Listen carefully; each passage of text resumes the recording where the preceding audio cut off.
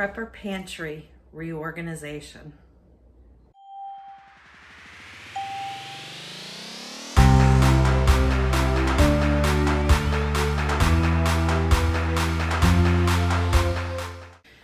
Hi friends, welcome to Carrie's Culinary Crafts, where we talk all things food. And today is the first day of a new series that I'm starting, which has to do with Prepper Pantry, long-term storage, reorganization, and all the things regarding that topic. There's going to be a little bit of intermingling because of the reorganization. I'm doing a lot of my canning stuff, which that is not long-term pantry, that is my everyday pantry. But I need to get started on reorganizing that and opening up like the top shelf, because that is for all the new stuff. I need to start getting room for this year's garden and seeing what all I need, what I don't need.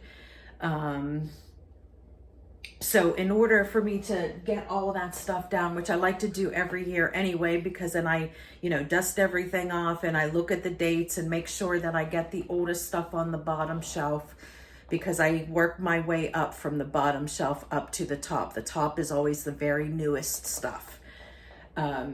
So it's gonna be kind of like a hodgepodge of stuff, but it is all pantry organization oriented. That was a mouthful.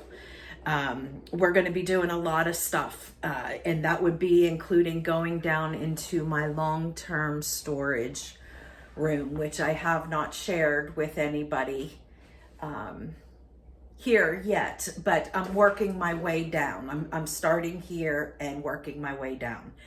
So I need to better utilize my space. So with that was a whole long intro, which I've already filmed another part of an intro, so things might be going back and forth, but this is going to be like a several video series. So I hope you all stay tuned, hit that subscribe button, and then you can follow along and see what we're gonna do with the long-term prepper pantries. And also I want to reorganize my meals in a jar that I have. I have them down in that one cabinet. If you guys have watched those previous videos, I'll link them up here.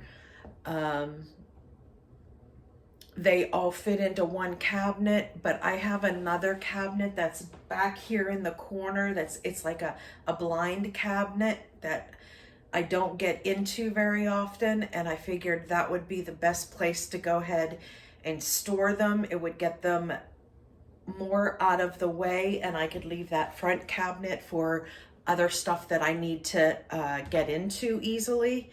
So I want to go ahead and switch that stuff around, plus that'll give me like a whole nother row or two to do more jarred meals, because that cabinet is probably 2.5 times the size as that one cabinet. So that is something that I want to do, and usually like once a year, sometimes twice a year, I will pull all of my stuff down from my canning pantry and wipe them all down and reorganize to make sure that I get all the oldest stuff on the bottom shelf, because I like to work from the bottom up. And the majority of the stuff that I have is stock. I'm making stock all the time because we have chicken, we have, beef, we have things all the time where I'm having the leftovers that I'm able to make broth. So broth is something that I use constantly. I'm never worrying about having too much of it because I use it all the time. So with that said, let's get started with kind of making a huge mess of my dining area here.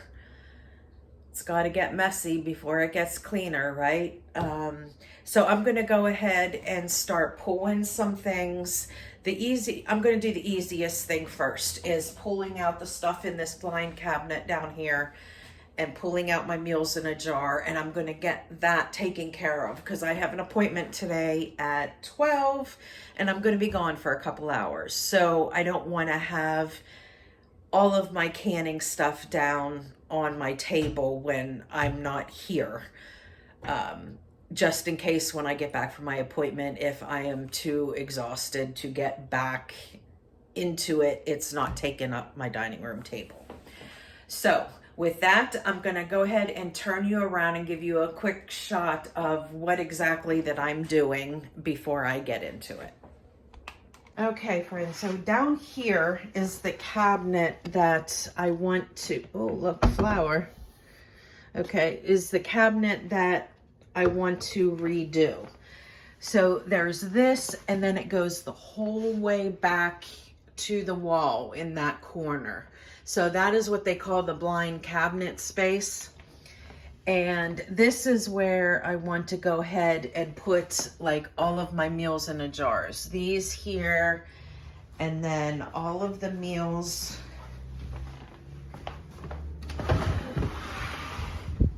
that are in here. I want to get all of that put into that other cabinet, because this is a prime real estate for like a cooking appliances and stuff like that I need. So I want to utilize this cabinet as stuff that I'm getting in often for, because of the fact I'm using these meals in the jar as like emergency preparedness. It's not something that I'm reaching for often, but if I need it, I can still get it in that other cabinet. So I want to go ahead and switch these around first. And then I'm going to get to this over here. I've been refilling in because I've been doing a lot of canning. So that bottom shelf is full again, but yet this stuff over here, this stock over here is stuff that I have just canned. So I don't want that down on this shelf. Anything that's down on the bottom shelf should be the oldest stuff that I have, because I want to use that first and then work my way up. So the top shelf, I want to try and leave as open as possible to get ready for the season this year, for stuff to be put up there. This next shelf here, this is going to be all of the broths, and I'm going to be putting all the stuff that I've already canned in 2023. All the broths that I've done is going to be on that shelf in the back, and then I will work my way forward with the other broths, and then I'll work my way down. So that is my plan for today through this weekend. So like I said, this might be a multi part video, because I'm not going to get to it all today, because I have a 3-hour appointment. So for right now, I'm going to go ahead and do the part that I think I could get done quickly, and empty out this cabinet and empty out that cabinet there, and possibly get them switched around some.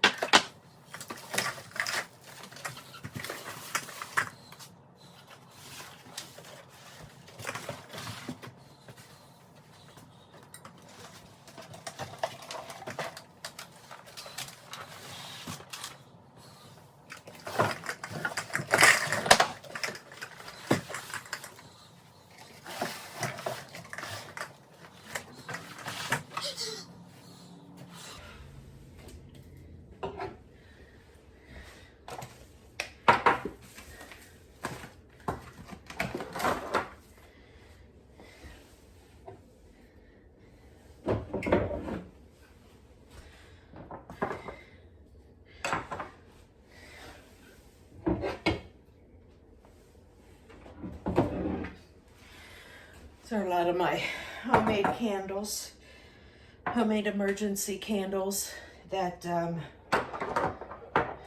last for days.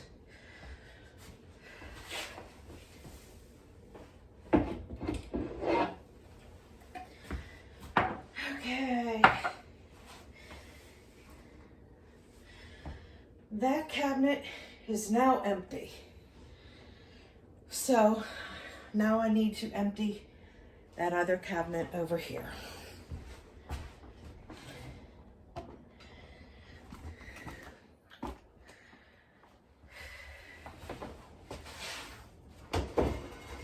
And right now I just have some miscellaneous kitchen appliances and things in here.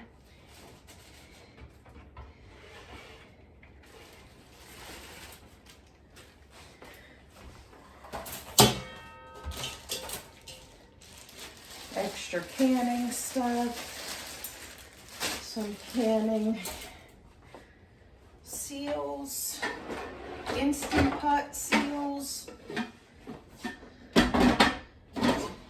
several crock pots down here, I believe.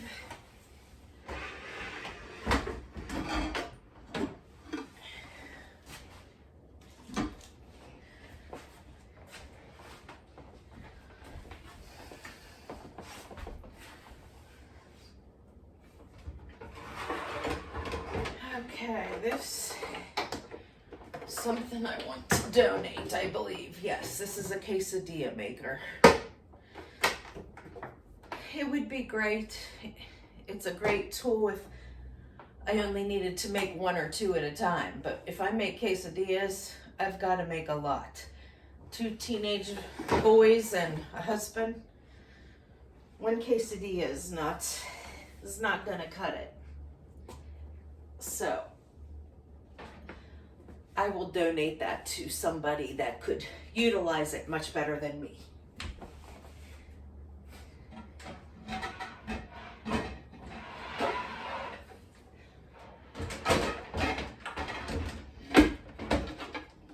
there's another crock pot.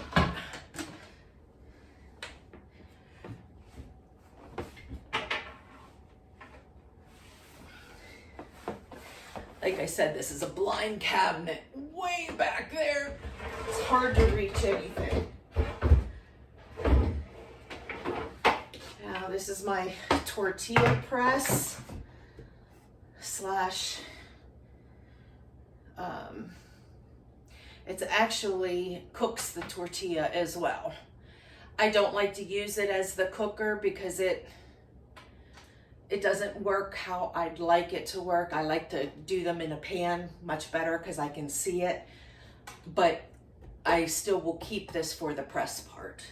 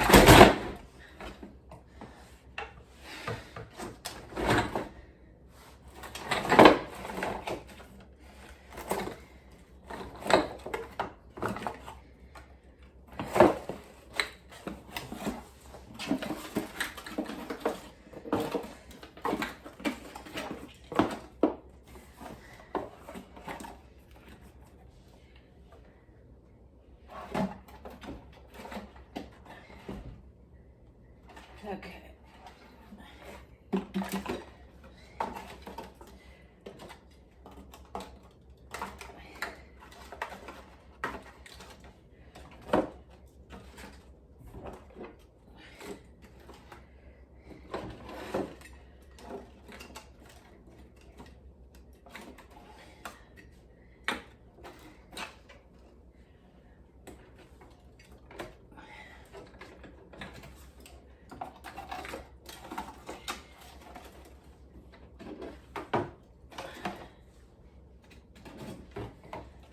Okay, let's try this again. In this dead space back here, I can actually get 5 high because this dead space goes the whole way up to the countertop. So, trying to decide what. Okay, I'll do it this way.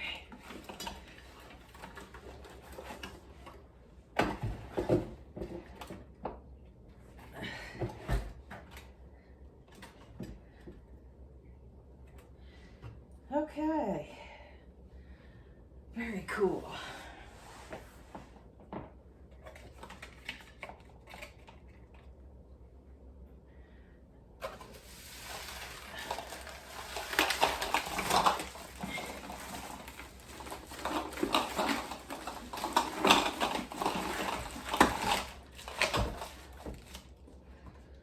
Awesome. Now, need to get a case for those.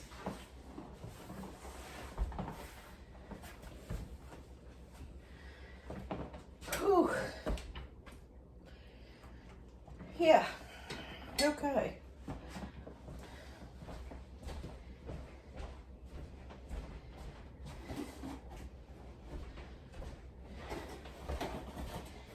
All right, what do I have here?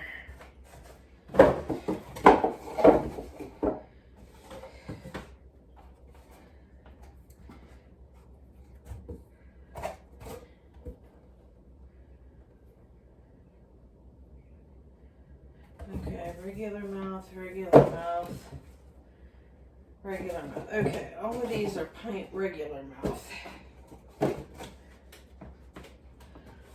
So,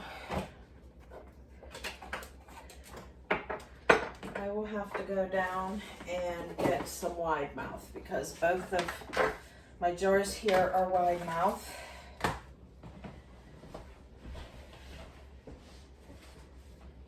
And here I have some of my Mylar bag meals, which will fit perfectly right back in this corner here. They can go like this, and I could just stack them forward.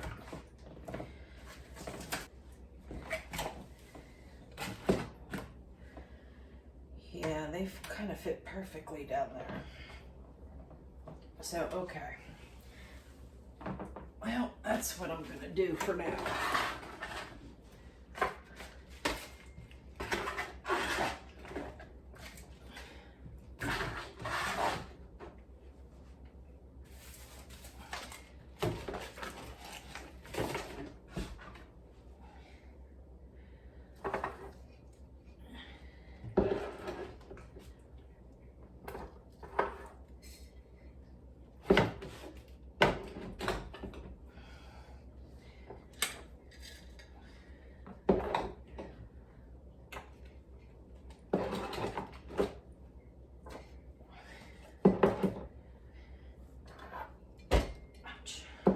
Okay. Right. So, I've got plenty of room in here, as you can see.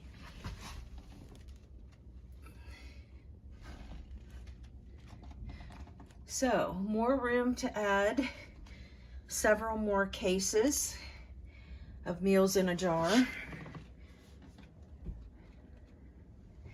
And this whole aisle here I could do with quart-size bagged meals. All right, one project done. And I opened up that cabinet so I can fit some of my appliances down there.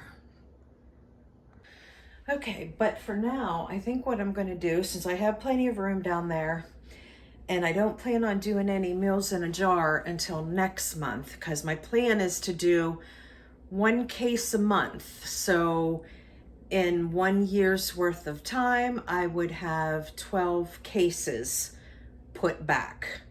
So that's 144 meals would be put back on top of all the other meals that I have down there. So, and if you remember from my video that I would love to have 365 meals in a jar, because under emergency circumstances, that would cover my family for 1 year, having 365 meals in a jar. Is that ideal? No, but we're talking not a perfect situation here, not a good scenario. We're talking dire straits, 1 meal a day for my family of 4. So, I think we're well on our way. Okay, so I'm gonna get those candles put down there for now and get this stuff put away, and then we'll see if I go ahead and start tackling that or not. I only have 1 hour till I have to, 45 minutes till I have to leave for my appointment. So I'm not quite sure I'm gonna get to that today. That may have to wait till tomorrow. Okay. But for now, I can do this. Let's see how many.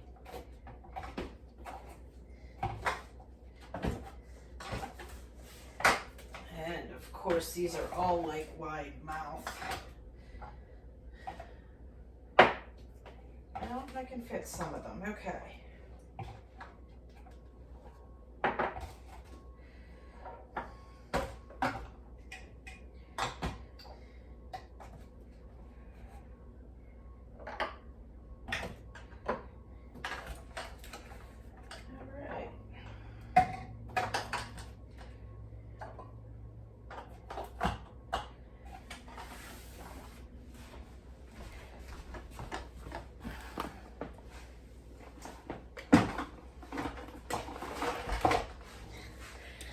Oh, sorry guys.